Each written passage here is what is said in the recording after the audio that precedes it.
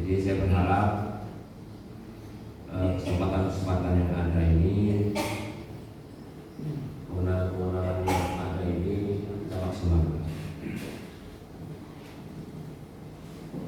Selanjutnya saya sedikit membahas buku saya ini.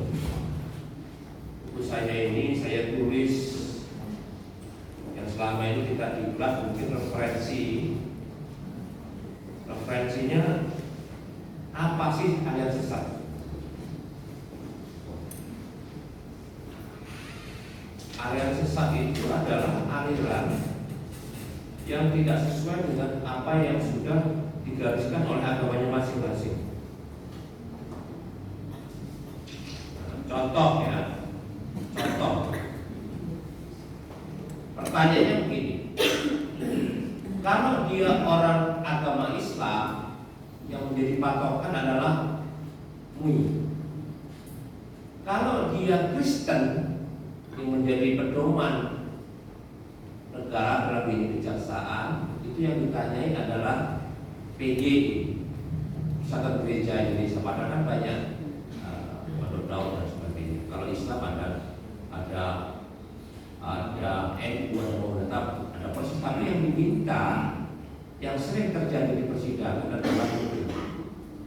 Jadi kejaksaan sebagai bapak-bapak itu hanya mengkoordinir, tergantung dari masing-masing organisasi yang diberi kewenangan negara untuk menyampaikan ini sesat atau tidak.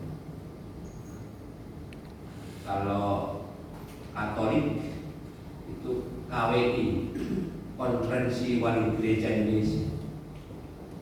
Kalau dia Hindu, PHDI, Parisan dan Dharma Indonesia, bukan Sai Baba, bukan Hare Krishna. Kalau dia Buddha, Waludi. Kalau Konghucu, dia Makin, Masyarakat Konghucu Indonesia.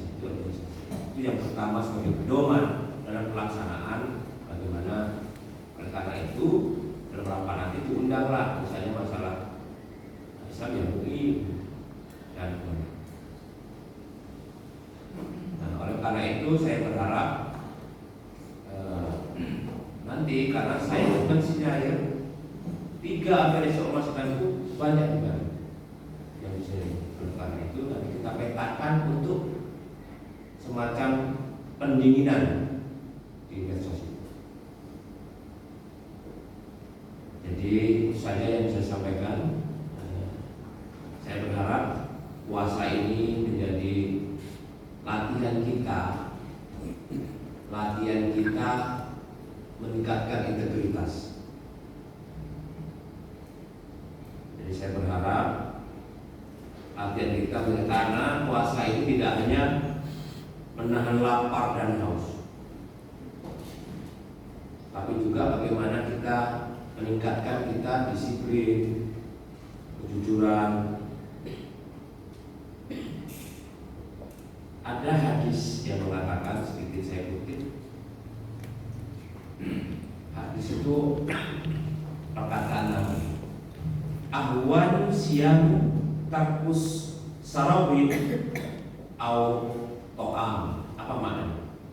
Tingkat puasa yang paling rendah itu adalah hanya menahan lapar dan haus. Jadi kalau kita musimnya puasa ini, kalau cuma lapar dan haus itu tingkatnya paling rendah.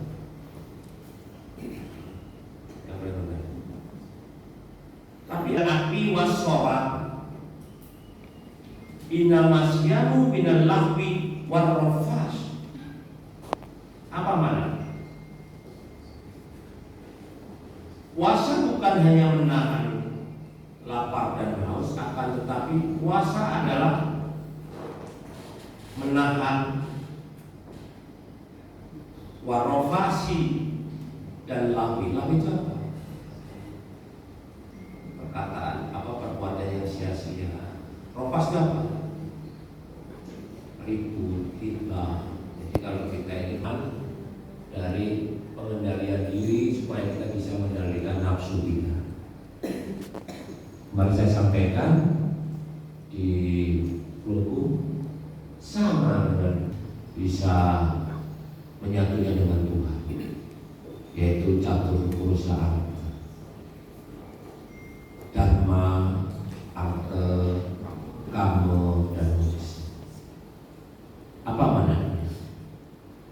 Itu luar biasa filosofi. Kita mencari harta dan sebagai jaksa itu harus dengan dharma, tidak dengan adat. Kesempatan inilah kita berpuasa untuk mengendalikan diri supaya mencari harta dengan baik. Itu harapannya.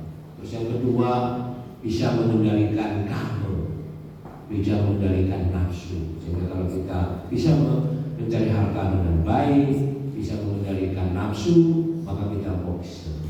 Itulah pada dasarnya agama itu mengajar kita kepada kebaikan. Dan selanjutnya penutup bahwa puasa ini juga melatih kita untuk aspek sosial. Karena di dalam filosofi hidup itu tak tuang asih. Ini aspek sosial. Tak itu dia, tuang itu kamu, asih ada. Dia adalah kamu. Kalau dia kamu sakiti, ya, kamu menyakiti orang lain, berarti sama dengan menyakiti diri sendiri. Kalau kita menolong orang lain, berarti kita menolong diri sendiri.